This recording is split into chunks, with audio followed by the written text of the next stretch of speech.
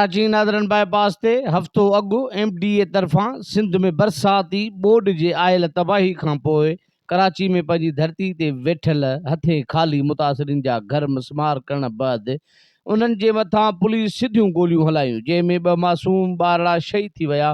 Police जी अहिड़ी दहशत गर्दीअ जो किथे बि मिसाल नथो मिले।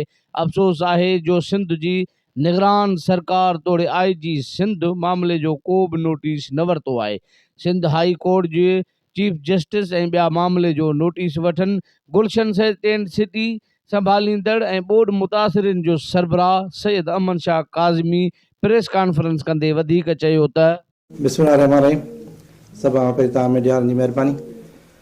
ही जेको असांजो चंद ॾींहं पहिरीं वाक़ियो थियो, हे बरबियत ज़ुल्म इंतिहा जेका जीअं थींदी आहे ज़ुल्म जी, जीअं फ़लस्तीन में या ॿियनि थींदो आहे, मासूम ॿार असांजा शहीद कयूं ऐं असांजे जेके माऊं भेनरूं उन्हनि खे शेल आहियूं, उन्हनि खे ज़ख़्मी कयूं। असीं पहिरीं PCD जेका असांजी उहा कामयाबी जी अलहमदिल्ला उन्हनि ते FIR जेकी आहे नोटिस उन्हनि ननिकिरी विया न ॾिया क़त्ल जी FIR, उन खां पोइ वरी मरल वार 3 FIR ॿी बि उन्हनि ते थींदियूं। ऐं जेके जहिड़े खां ॿार आहे जेके ॻाल्हियूं कनि था त असां हीअं करे छॾियो हीअं करे छॾियो, असीं उन्हनि खे पैगाम ॾियणो त असीं हिननि जा वारस मालिक वेठा आहियूं। असां ओॾी महिल तव्हां केॾांहुं विया हुजो 9 कलाक असांजे ॿारनि ते मासूमनि ते जेॾी महिल शेल ऐं बमबारी जड़ी हिंदुस्तान ते जेका बि आहे उहा कई वई, 12-13 कलाक असां रोड ब्लॉक कयो त ओॾी महिल बि केरु कोन हो। ऐं असां MDA खे ऐं ॿियनि जेके बि इन्हनि सां मुलविस हुआ, छाजे करे हिकिड़ो बिल्डर आहे उन इहो सॼी कार्रवाई कई आहे, उन में DG बि शामिल आहे, पुलिस बि शामिल आहे।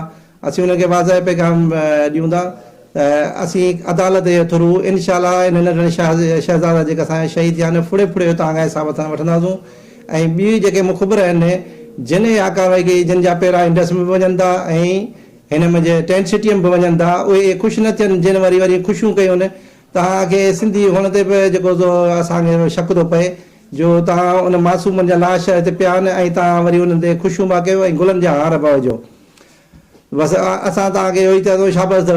बाक़ी असां हिन जी वारसी करणु चाहियूं था। ॿियो जेको आहे तव्हां जेको थो कयो जे पीपल्स पार्टी, ठीकु आहे, पीपल्स पार्टीअ ते इख़्तिलाफ़ात हर शइ हूंदी ऐं आहिनि, लेकिन तव्हां इहो ॾिसो सिर्फ़ु 2 महीना ऐं जेके बि कुवतूं आहिनि जेके नथा चाहिनि त सिंधी हिते कराची में आबाद थियनि या हिते घर ठाहिनि या हिते पंहिंजी ताक़त जेको थो थिए हिननि जी, उन्हनि जो वाज़ह पैगाम इहो ई तव्हांजे लाइ आहे त ॾिसो 2 महीना सिर्फ़ु उन्हनि खे हुकूमत मिली आहे। 2 महीननि में तव्हांजो जेको ॻोठु लीज़ थियल आहे उन खां पोइ मुंहिंजी लाइट मंज़ूर थियल आहे। लाइट मंज़ूर ईअं कोन थींदी आहे, DC जॾहिं लेटर ॾींदो आहे त बाबा हीउ ॻोठु पको आहे तॾहिं जॉइंट डिमार्केशन मुंहिंजी थियल आहे, जॉइंट डिमार्केशन थियल आहे, ॻोठु पको थियल, तव्हांखे वाज़ह पैगाम न तव्हांजा ॻोठ ठहियल हुजनि, पर असांखे जॾहिं बि मौक़ो मिलियो ईअं ई तव्हां सां कार्रवाई कंदासीं। उन करे असांखे मुतहद थियणो पवंदो, गॾु थियणो पवंदो ऐं इनशाअल्लाह ताला हिननि खां अदालत जे ज़रिए फुड़े जो ऐं जेको असांजो नुक़सानु थियो आहे उनजो हिननि खां हिसाब वरितो वेंदो।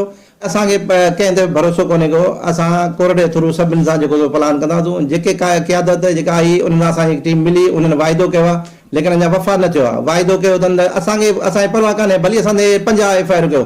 असांजो पहिरियों मुतालबो जेको आहे त मासूमनि जेको शहीद थिया आहिनि उन्हनि जी FIR दाख़िल कई। उन खां पोइ जेको असांजो नुक़सानु थियो आहे, मस्जिद शहीद कयो, इहो किथे उसूल आहे, भला थी विया घर ठाठव, उहे कयो, स्कूल बि शहीद कयो अथव, मस्जिदूं बि शहीद कयो अथव। एतिरी इंतिहा माना एॾी असां जेके ई तंज़ीमूं आहिनि एतिरियूं नफ़रत कनि थियूं सिंधियुनि खां, हुननि असांजो वजूद कराचीअ में बर्दाश्त ई कोन्हे को। धरती असांजी वारस असीं आहियूं, हिन जे हवा पाणी जबल इन जा 80 वारस ऐं हे समुंड 80 वारस, तव्हां वारस कोन्हे हो। मेन जेको फ्रंट आहे उते बंगला ठहियल आहिनि, दुकान ठहियल आहिनि, उहे छो कोन ॾाढी तोखे अची असांजा सिंधी मारूड़ा जेके बि मिसकिन जंहिंजे हिते जॾहिं तड़पी हिते जेके पहुता आहिनि पाणी मां लाश 50 छॾे हिते पहुता आहिनि, असांजी अमड़ जेका पहुती आहे कंहिं गंदी मथे ते कान्हे का, कंहिं बचड़े खे जुती कान्हे का, उन हिकिड़ी तंद सिर करे हिकिड़ी माना कोट ॾिनो आहे, अंदरि उहा ई झोपड़ी अथसि। हूं शाम तव्हांखे इहे सभु बमबार था नज़र अचनि, इहे दहशतगर्द था नज़र अचनि, इहे जेके दहशतगर्द इहे सभु बमबार जेके हिते जेको कराची में मिलनि उहे तव्हांखे को बि नथो थिए।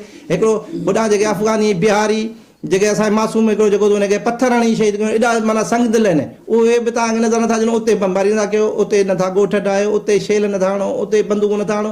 हीअ सिंधी जेके वारस जेके धरती आहे उहे तव्हांखे अखि कंडो आहिनि, उहे जेकर वेहनि था त उहे तव्हांजे लाइ माना दुश्मन आहिनि ऐं पाकिस्तान खे वॾो ख़तरो आहे।